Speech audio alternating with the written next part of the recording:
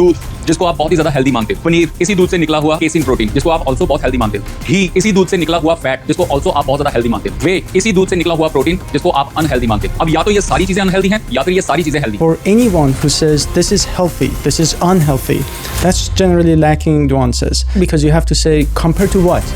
Well, I was doing cancer research and I realized that 40% of cancers are preventable. The number one cause of death in the world is actually cow milk or soy milk. Which one is better? Animal protein versus plant protein. Which one is superior? It is true that animal-based protein has higher bioavailability, but so what? Blah, blah, blah, blah.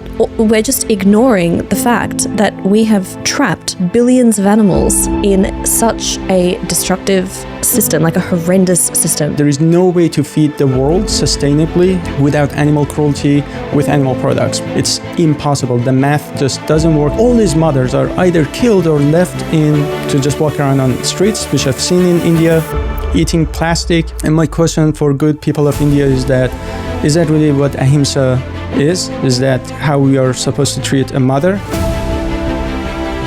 Hey guys, welcome to Kindness with Amy. Today I'm joined by the illustrious Dr. Faraz Harsini, who is a biomedical scientist. He's also the founder of Allied Scholars for Animal Protection. Welcome, Dr. Faraz. I'm so excited to have you. Thank you. I'm excited to be here. I've traveled all the way to LA for the AVA conference, and Dr. Faraz happens to be here at the conference as well. So I've been following his work for years. He's incredible, very, very inspirational. So very happy to have you with me here today. My pleasure. Thanks for having me. So Dr. Faraz, please can you share with us, why did you decide to become a vegan, and how has that shaped you in terms of your professional career? Great question. I love to talk about it. So my bachelor was chemical engineering, and ever since I was really worried about the environment, and then I volunteered in a cancer hospital. And when I see patients like suffering from cancer, especially kids, then I ask myself, what is something bigger or better I can do with my life? And that's when I decided to do my master's and doctorate on biomedical sciences and cancer research. And even after my doctorate, I worked on zoonotic diseases and pandemics, because I always wanted to do something that saves the most number of people. And I think I always had a passion for saving the environment, saving the animals, right, helping people. What I didn't realize is that there is a common root cause of many problems I ever cared about. And in many cases, it just comes back to the food system. And that's why I quit my high-paying job in biopharma and started just advocating for plant-based diet and veganism. So just to give you an example, I was doing cancer research and I realized that, wait a second, 40% of cancers are preventable with diet and exercise and a few other lifestyle choices. Wait a second, the number one cause of death in the world is actually heart disease. Where does heart disease come from? Every cardiologist would tell you, lower your LDL cholesterol. Where does LDL cholesterol come from? Saturated fat. Where does saturated fat come from? A lot of animal products. So I realized, oh my God, if I really want to help people, the best thing to do would be to advocating for plant-based diet. But also when I learned about the cruelty involved in meat, eggs, and dairy, I actually became vegetarian first because I didn't know about the cruelty in eggs and dairy industries. Then I learned that it's a whole industry that exploits animals and eventually kills them. And I did a lot of investigations. I've been in India, looked at dairy industry there. In the US, I've done undercover investigation, and I didn't like what I saw. And on top of that, when you realize not only we don't need this stuff, but also it's actually bad for our health, then that was a clear cut for me. So I had to become vegan. And just like many people, I grew up eating meat, eggs, dairy. I didn't become vegan because I stopped liking the taste of cheese and meat. Yeah. I did that because it was the right thing to do. Absolutely. Often when people get any type of cancer or such issues, doctors will immediately recommend that you cut down on or eliminate your meat, eliminate your dairy, essentially go plant-based. So my question is, why is that not suggested from the beginning? Like, it's suggested once we get sick. But we know that plant foods protect us from disease. As proven, peer-reviewed research, hundreds if not thousands of studies, we know this information. So I find that mind-boggling. And I was also reading online that there are numerous hospitals in New York that are 100% plant-based. And I find that amazing, because we can see that the medical community knows that plant-based diets are healthier for us. They're preventative and they protect us from disease. Yeah, all public hospitals in New York City actually serve plant-based food by default, because it was completely hypocritical to have a heart surgery and then go to a hospital and have sausage and bacon. And I go to a conference called International Conference on Nutrition and Medicine, and over there you have thousands of physicians who prescribe plant-based diet. And one thing everyone would tell you is that most people who follow plant-based diet, unfortunately, it's after they have their heart surgery. We shouldn't be waiting that long. Exactly. And, you know, I feel like, and it's something I've been feeling, I've been vegan for about 22 years now, and I think I go through periods where I just get so angry because, you know, we see so many people arguing about bioavailability and like what's the better source of protein and blah, blah, blah, blah, and all these like really irrelevant conversations. I'm like, honestly, we're just ignoring the fact that we have trapped billions of animals in such a destructive system, like a horrendous system, specifically factory farming. 99% of animals come from factory farming. And we're just so hung up on really stupid conversations that are so irrelevant in the bigger picture. And I think that's what really makes my blood boil, is that we're just so lacking in empathy and lacking in basic ethics of compassion. And I'm just really curious, like, where have we gone wrong as a species? We have this insane cognitive dissonance. We love dogs. We don't give a shit about chickens. We don't give a shit about cows, pigs, etc. Because in our mind, those animals are farm animals. Doesn't matter. Dogs and cats, we love them. Who has decided this? Because in other cultures, they kill cats or they kill dogs and they eat them. People will be outraged about that, but then they won't care. They'll come home that same evening protesting the Yulin festival and then come home and eat chicken that evening. So this cognitive dissonance makes me so angry because we're so busy arguing about bioavailability and this and that. It's like none of that shit matters. We already know based on peer-reviewed research that we can very happily live on a plant-based diet. So why the fuck are we still having conversations about this when we have this ridiculous system with billions of animals who are trapped and they're no different to our dogs? The cognitive dissonance is very serious, and I think I suffered from that. In fact, as a kid, I had a pet chicken. His name was Mr. Happy. He grew up, became this big rooster. Our neighbors complained, so we had to give him to my grandma. And what I loved to do was to go to my grandma's place. I opened the door, and this, Happy jumped at me. We cuddled, and I'm the only child, so Happy was my best friend. So one day I go home, open the door, no Happy. And I asked my grandma what happened, and she says, sorry, Faraz, the door was left open and he ran away. Oh my God. And yeah, I cried. I would go around the neighborhood trying to find Happy, and for 2 weeks, seriously. And then 10 years later, my mom accidentally says the chicken soup we had that night. And I had a very hard time forgiving my grandma. I thought that she lied to me. She killed my best friend and fed him to me and lied about it. But the crazy thing is, that day I actually knew I had chicken soup. I remember the chicken bones in that soup. I just didn't really care or think much of it because I didn't think that was Mr. Happy. But why should that even matter? And when people tell me, I'm like, if you were born somewhere else, you would be worshiping cows. If you were somewhere else, you would be eating dogs. But the question we have to ask ourselves is that how are these animals morally so different, except that we were conditioned to look at some as food and others as pets. We love some and we eat others. And I think something unique about my perspective is that I'm a food system scientist, meaning that sometimes doctors look at only certain nutritions. Like let's compare protein content of two foods. Sure. To me, it's not just that. To me, it's a food system that can be just and sustainable, and you practically could feed the entire world. How do you do that? There is no way to feed the world sustainably without animal cruelty, with animal products, without causing pandemics and antibiotic resistance and destroying the environment in the meantime. It's impossible. The math just doesn't work, and everyone argues otherwise, just doesn't understand what sustainability really means and hasn't seen the cruelty in animal farms and slaughterhouses. Absolutely. They've just not seen it.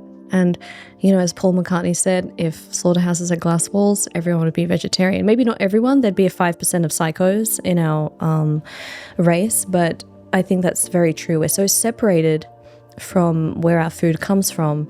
And even like I grew up having chickens. I've had so many chickens growing up, and I'm so blessed that I had that opportunity to have these animals as pets, because my empathy to them is there because of that connection.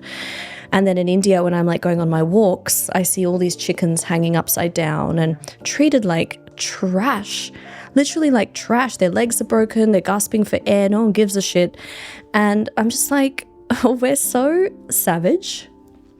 And I think that until we as a species start acting with non-violence in our everyday, which is ironic because Hinduism and Indian ideals are based on ahimsa, which is non-violence, yet ironically we're so violent.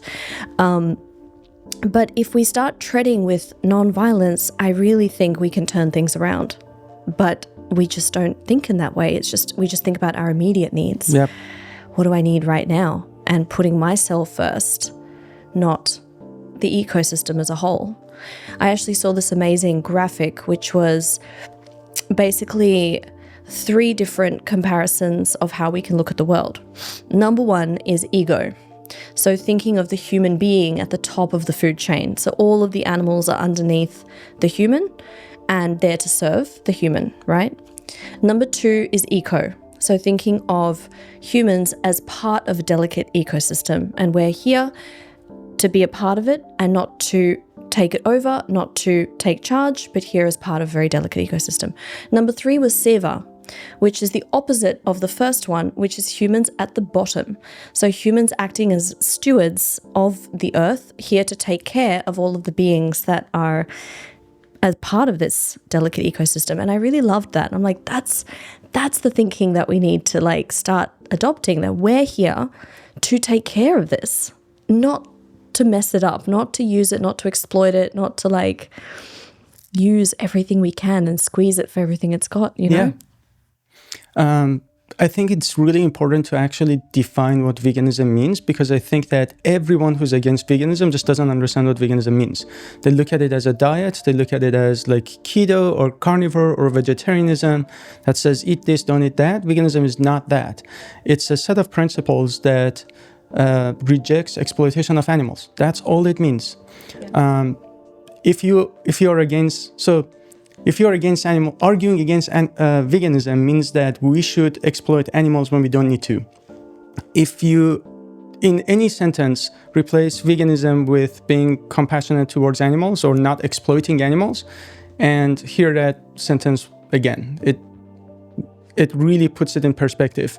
So it's not just like eat this, don't eat that.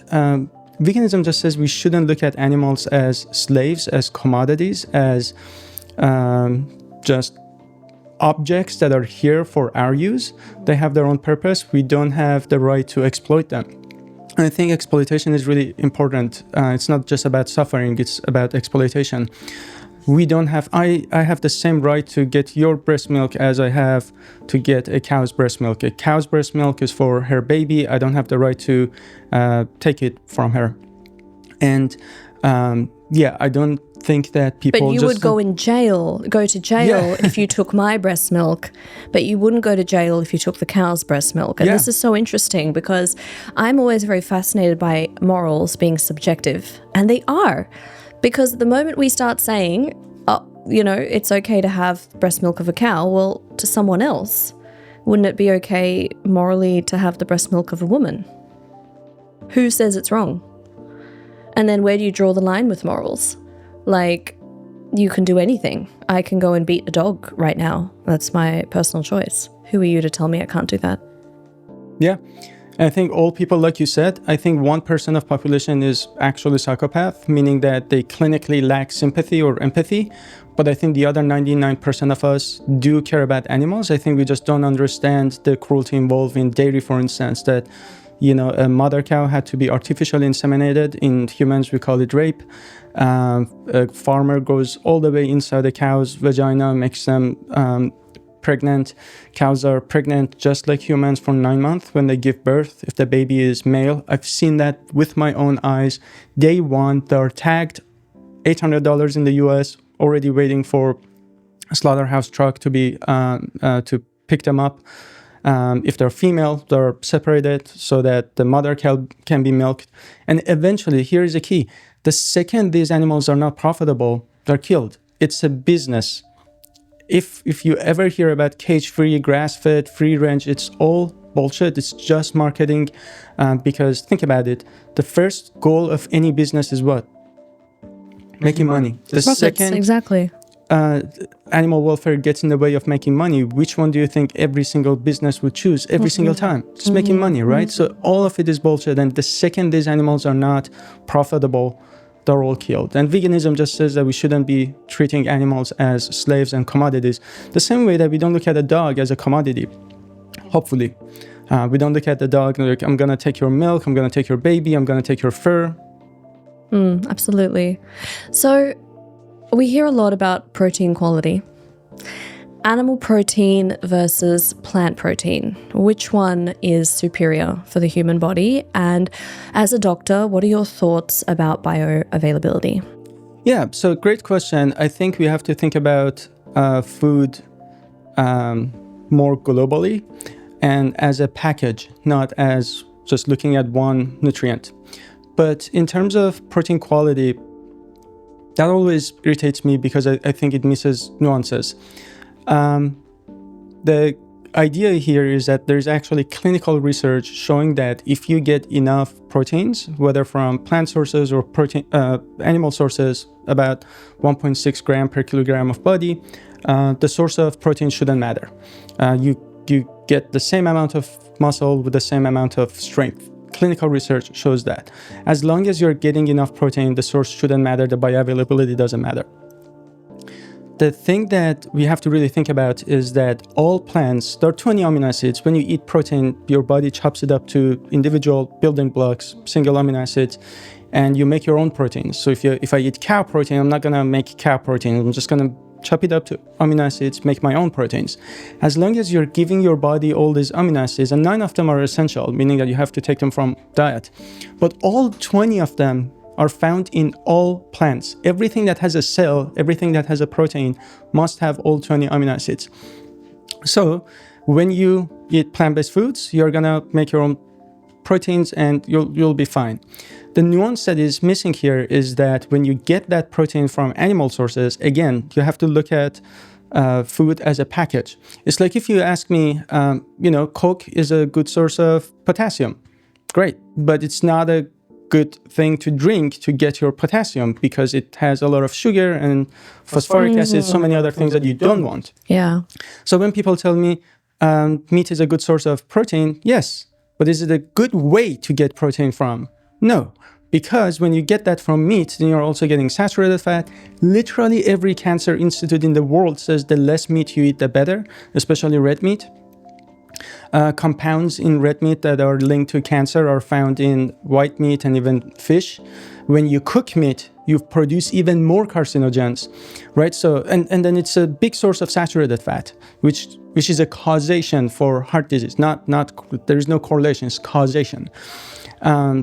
So strong amount of there is strong evidence showing that saturated fat links to LDL cholesterol causing heart disease, right? So when you get your protein from plant sources, not only you lower your saturated fat, you don't get that carcinogens, you are actually increasing your antioxidants and so many other nutrients that you can get from plants. And fiber, animal-based protein, animal-based sources, they don't have fiber.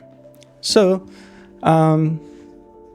it should be very clear that as long as we get enough protein from plant sources, we are fine, and we are not getting all the bad stuff. We are getting a lot of good stuff. So what about the bioavailability question? Because, I'll often hear people tell me that, animal foods have much higher bioavailability, like 90%, and then plants are like 60, 70%. So you have to eat way more plant-based protein to get it absorbed into the body, basically.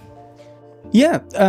First of all, there is a difference, but I don't think it's significant.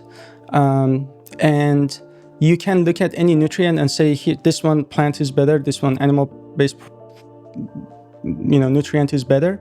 But I don't think it's relevant to the argument. It is true that animal-based protein has higher bioavailability, but so what? All that matters for the argument is that can you get enough protein from plants? And yes, absolutely.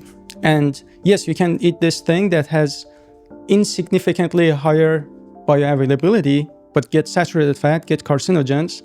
And I think that it's just distracting from the big picture here, because what is number one cause of death? What is it? Heart disease. I've never been to a hospital that you open the door and people are dying from like protein deficiency. Unless people are malnourished. But for people who get enough food and enough calories, no one is dying from protein deficiency. Number one cause of death is heart disease, and then you have cancer and diabetes, and all of them are linked to higher animal consumption. So it just irritates me that we can talk about like protein bioavailability. It doesn't matter. It doesn't mean that you can't get enough protein from plants. You just have to be eating enough calories, obviously. Yeah. And you just eat a lot more of it. That's it. Yeah. I find it really frustrating in India specifically, because a lot of people will be like, oh, India's protein deficient because we're a vegetarian country, blah, blah, blah. I'm like, number one, over 70% of Indians are not vegetarian. Number two, the issue is not vegetarian or not vegetarian. The issue is that there is a lack of education around how much someone needs to eat, like what they need to eat. Most Indians are below the poverty line. They're not getting enough calories to begin with. So if you're not getting enough calories, you're not going to be getting enough protein. And then if you're not eating the right things, if you're not having a variety of foods, a variety of fruits, vegetables, nuts, legumes, and you don't have access to basic foods, then obviously you're going to be deficient. But straight away, people will jump onto this vegetarian thing, which is so irrelevant in the conversation. Yeah. And everything you said is absolutely true. And there are systemic issues that we need to address. But if you're an influencer, you have two options. You can educate your followers about eating healthier, that yes, you can get your proteins from plants, but you need to eat good plants. You need to be eating lots of legumes. And guess what? Legumes are the cheapest foods ever. There is no country I know of that like a pound of beans is more expensive than a pound of beef. It's ridiculous.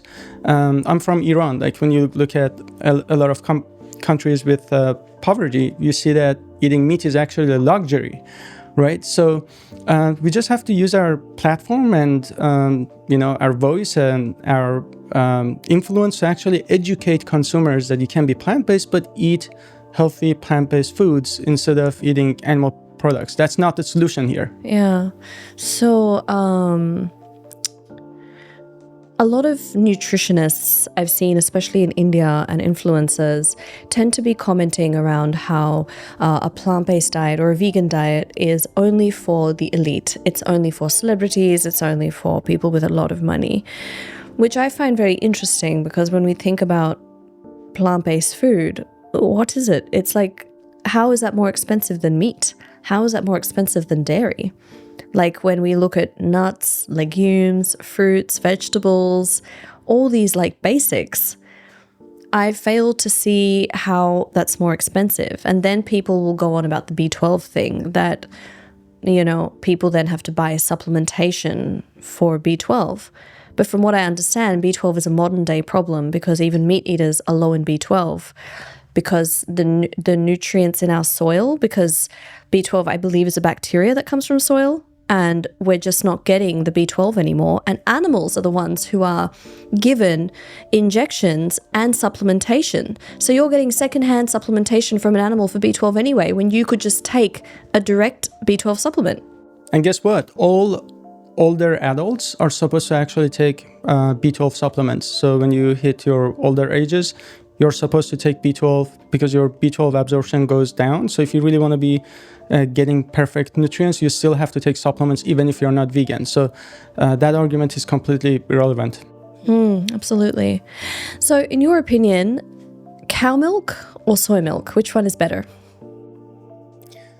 Soy milk every single day, or almost really any plant-based milk. Why is that? Can you break that down for us?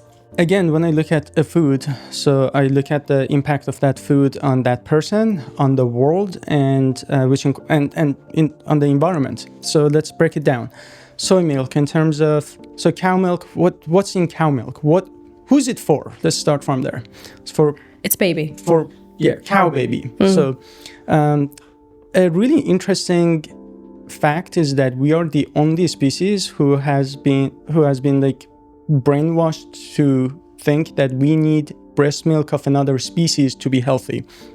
There's no other mammal or any other animal that relies on milk of another species to survive. So, and then it's funny because we all, like most of us, including most people in India, most Black people, most Hispanic people, literally everyone aside from some Caucasians have lactose intolerance. And I hate that it's called lactose intolerance because I think we are just normal. A normal human, as babies, we all produce lactase to break down lactate in milk. As we grow up, we lose that gene just turns off because we're not supposed to have milk. So the normal state of things is that you're not supposed to have milk, the gene turns off. And that's why a lot of us can't digest lactate. And so that's your body's way telling you that you're not supposed to have milk. That's why a lot of people feel so terrible, and maybe they don't even know it's coming from dairy. And so it has the hormones. All the hormones in milk is meant for a tiny calf to become a big cow in the course of a couple of months. So we are feeding those hormones to our body. And whether it's cheese or paneer or just milk, it's one of the biggest sources of saturated fat in both American and Indian diet. So like you mentioned, most Indians are not even vegetarian. The ones who are, and very few are vegan. So most of the other 30% are vegetarian, meaning that they're still consuming so much dairy, which again leads to their higher risk of heart disease and being bloated and all that stuff. And so, so why are we doing this? Why are we drinking cow's milk? Not for us. It causes heart disease and has all the hormones and acne. If you're young and you're looking in the mirror and you're full of acne, that's one way to think about it. And then, so that's just the nutritional aspect of it. But then let's think about the world. Every single time we get our nutrients from animals, we are increasing the risk of pandemics and zoonotic diseases. Right now in the US, we have bird flu. There was mad cow disease. There's all these zoonotic diseases that come from animals and historically have killed millions of people. As long as we have a food system that relies on animals, these problems are inherent to that food system. And so it's our responsibility to our fellow humans not to consume animal-based products. And then, obviously, when you look at the dairy, is one of the biggest contributors to beef, actually, because all those cows are eventually, in Asia, the biggest exporter of beef is India, and half of them are actually just like dairy cows. It's insane. Yeah. So it's bad. It's terrible for the environment as well. You have to realize that we are wasting a lot of food because we have to grow crops that we feed to these animals, and then those crops, mostly soy and corn, could be actually fed to humans directly. So it leads to food injustice globally. And lastly, just the cruelty involved. Soy is not a sentient being. Soy does not feel pain. You get soy milk, you get protein. By the way, soy actually has complete protein. So for whoever says animal-based protein is complete and plants are not, soy is actually complete protein. So it has all amino acids in the right ratios. In any case, when you get that milk from cow, that just means that a baby is not getting that milk. That means that males are killed. no matter whether it's a small business in India, in the US, males biologically don't produce milk. If it's a business, it's going to be useless for that business. They're killed. And all these mothers are either killed or left in to just walk around on the streets, which I've seen in India, eating plastic. And my question for good people of India is that really what ahimsa is? Is that how we are supposed to treat a mother? Yeah, absolutely. So I wanted to run through some various diets and food items with you, and for you to give me a rating out of 10 for each one. Okay? So, number 1, keto diet. 2. 2 out of 10. Why? I don't know if there is any scientific evidence to support keto diet. And also, I think it's important to realize what is the alternative. And so if 10 is whole food plant-based diet, then everything else is going to be lower than that. Yeah, absolutely. Cow milk. 0. Soy milk. 10. Tofu. 10. Paneer. 1. Ghee. 0. Carnivore diet. -10. Vegan diet. 8. Soy nuggets. 6. Chicken breast. 2. Okay. Why 2 for chicken breast? Scientifically speaking, white meat is better than red meat. But again, when you think about food, you have to realize everything else, right? So it is better. If you ask me, so compared to red meat, it's better, but compared to plants, so much worse. Right now we have bird flu comes from eating eggs and chickens, contributes to pandemics. The carcinogens that you find in meat, one of them is actually heme iron, that when you eat heme iron in your body, when your body digests heme iron, it turns to carcinogens. You can actually find that in fish and chicken as well. Wow. And there is a protein in animals, it's called creatine. And when you heat up creatine, it actually turns to carcinogens. Wow. So anytime that you cook meat, whether it's red meat, white meat, chicken, it still turns to carcinogens. And if it's a nugget, then on top of that, you have added carcinogens. So by no means I say that it's good, but it still has, saturated fat, carcinogens, all that stuff. But yeah, since you asked me for a scale, if red meat is 0, then like chicken is a little better. But by no means I say that people should be eating chicken. Yeah. We often hear that meat is natural and vegan food is processed. So as a doctor, what do you have to say about that? So first of all, appeal to nature fallacy, that just because it happens in nature, just because something is natural, means that it's okay. Definitely not. Second, we have to do a one-to-one comparison. So if you are comparing processed plant-based meat, then you have to compare that to processed animal-based meat. So take red meat burger versus a plant-based burger. And there is actually studies showing that if you do that comparison, people who eat processed plant-based burgers, it still does better. It lowers the risk of heart disease and overall mortality compared to red meat burger. But we have to also understand, the second that we decided to have burger, we're not eating healthy that night. But if you really want to have some burger or processed meat, we all cheat sometime, and we really want to eat some fast food, and that's okay. Still having that plant-based meat is better. But if you really want to be healthy, you shouldn't be eating ultra-processed plant-based or animal-based food anyways. And we have to always remember the cheapest and healthiest foods ever there are all whole food plant-based. It's like legumes, rice, beans, nuts and seeds, fruits and vegetables. And when I said carnivore diet gets -10 is because if you look at the dietary guidelines of any country, US, Canada, European countries, you see that it's predominantly plant-based. The idea that we should be eating a lot of meat or a lot of dairy just does not exist in scientific literature, that your diet has to be mostly dairy and meat. It does not. Any dietary guideline, go look at it. It's like half of your plate is fruits and vegetables. The other 25% is whole grains, and about 25% it says healthy proteins. That excludes red meat, and it's generally like legumes, and they sometimes include fish just because they think that people can't go all the way plant-based. But yeah, so the short answer is that you don't have to be vegan and eat processed meat. So that's irrelevant. You should, if you really want to be healthy, eat whole food plant-based. But if you're eating processed plant-based meat, it's still better than red meat. Yeah. Okay. So I wanted to do some reactions. Okay. So I'm going to show you a couple of videos.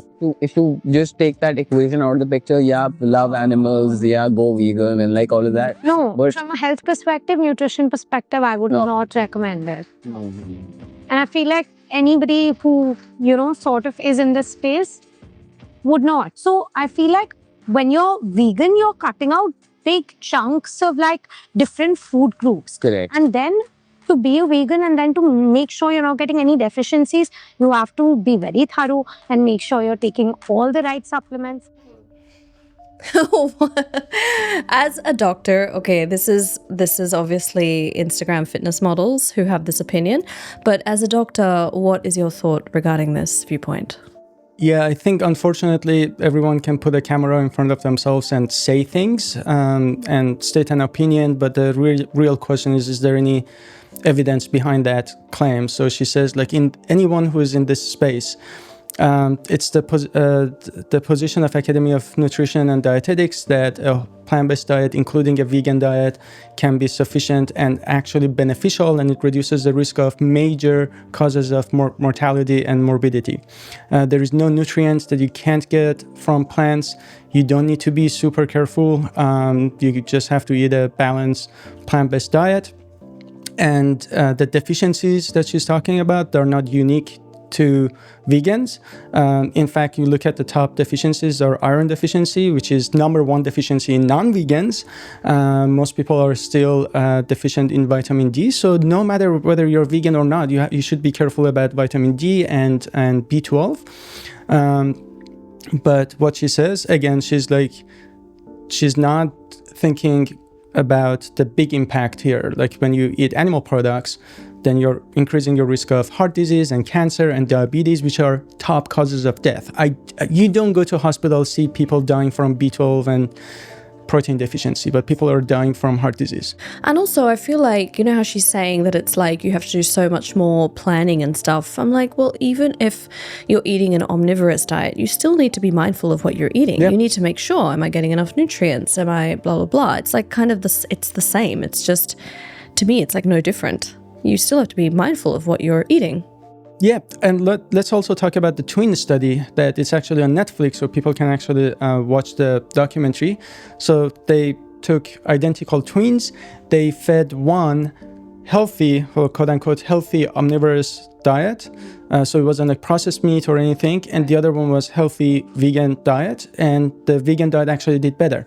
And it's not that hard. Before going vegan, it feels like it's a lot of work. Once you go vegan, you're like, this is just... Like, I don't wake up every single day. It's just another day I have to figure out how to have a balanced diet. It just becomes the next norm.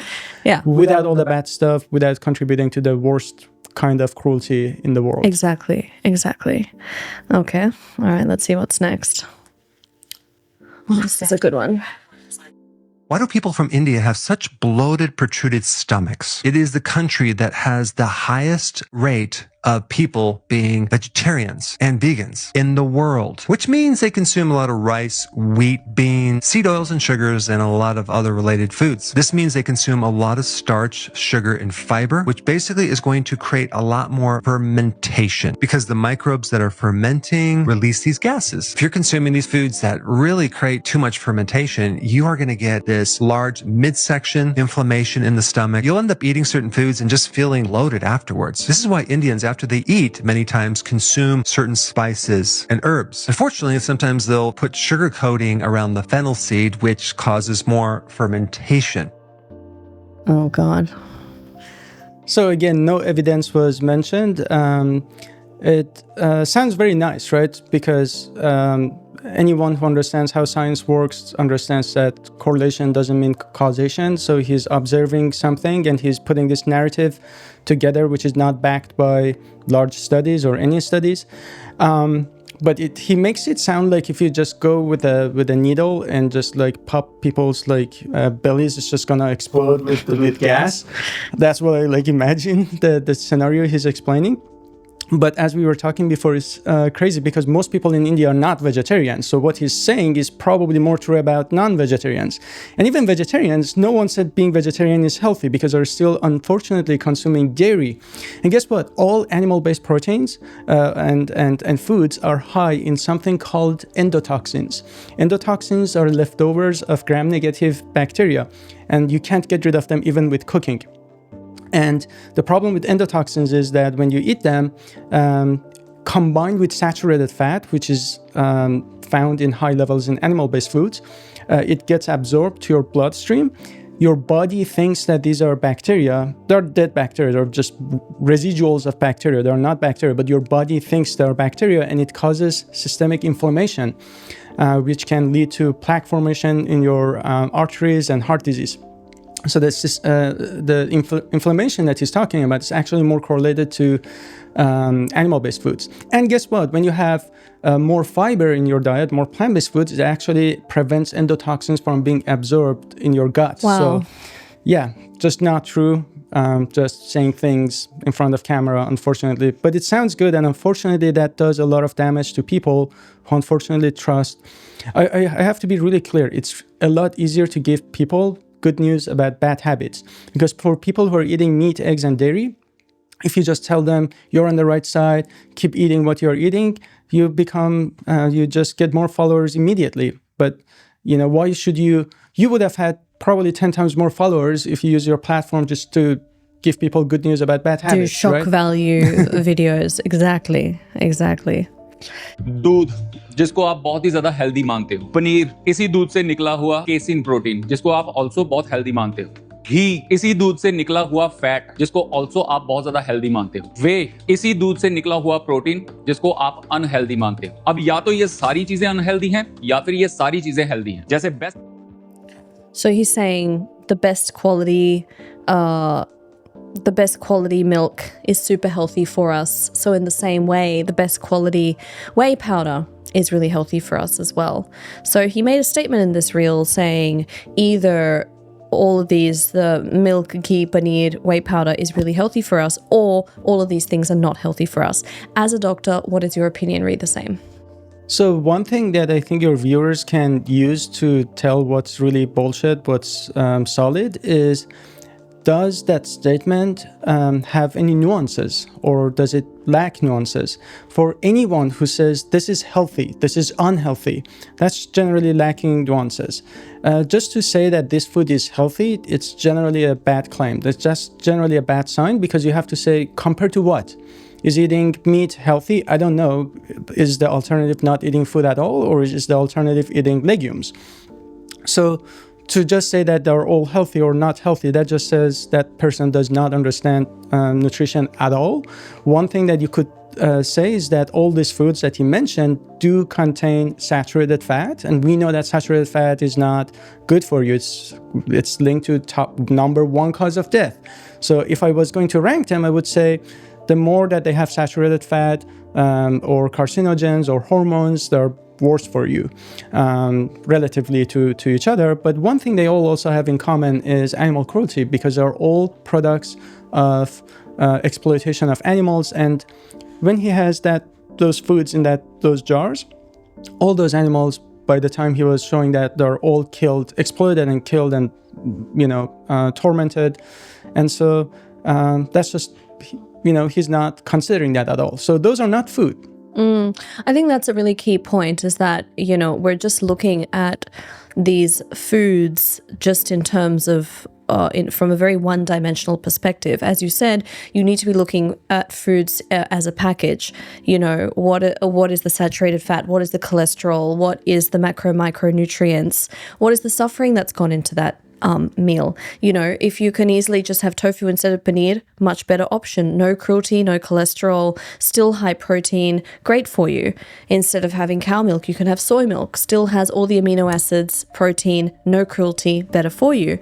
You know, so I just find this stuff very jarring because they talk with such confidence that people watching this really think it's the truth. But this is just a very deeply biased misunderstanding of basic nutrition. Absolutely. I want to again emphasize that being vegan doesn't mean that you're eating healthy. You can be vegan and eat French fries, and that's not good for you. Being vegan, all it means is that you don't pay for exploitation of animals. It's pure ahimsa. That's all it is. Non-violence. But you can be vegan and eat whole food plant-based and eat predominantly whole food plant-based and be absolutely healthy. Veganism just means we don't exploit animals. And let me tell you this, I didn't become vegan because I stopped liking the taste of meat. There was a day in my life I said I love meat so much. Sorry animals, it's like 1 second of killing you. I could never go vegan. And today when I look back, I think that's the lowest I've ever been as a human being because I put a second of taste and pleasure over somebody's life. For a meal that I can't even remember next day what it was, I paid for an animal to die. And I just say, becoming vegan was the best decision I've ever made in my life, period. Absolutely. Yeah, it's so interesting because unlike in Hinduism, like I see this in India so often, a lot of Hindus will eat meat on certain days and they think that that's permissible. And it doesn't make sense to me because it's like either your religion teaches nonviolence or it doesn't. And it's not like God is like looking away on certain days and you've tricked him and he doesn't notice that you've eaten meat on certain days. It's like, it doesn't make sense. Either eat meat or don't. Like, be morally consistent if you're a Hindu or any religion. Like, I just don't understand this thought process. It doesn't make any sense. And let me tell you this, I ask a lot of Indians, I say, why are you vegetarian? Especially younger Indians. They don't know. They say, my parents were vegetarian. I'm like, no, you should think a little deeper. The idea behind it was ahimsa, and back then dairy industry wasn't what it is today. And if you take those ideas and apply it today, in today's world, it would be veganism. It's like no doubt. If you're waiting to go vegan, this is your sign. Absolutely, this is your sign.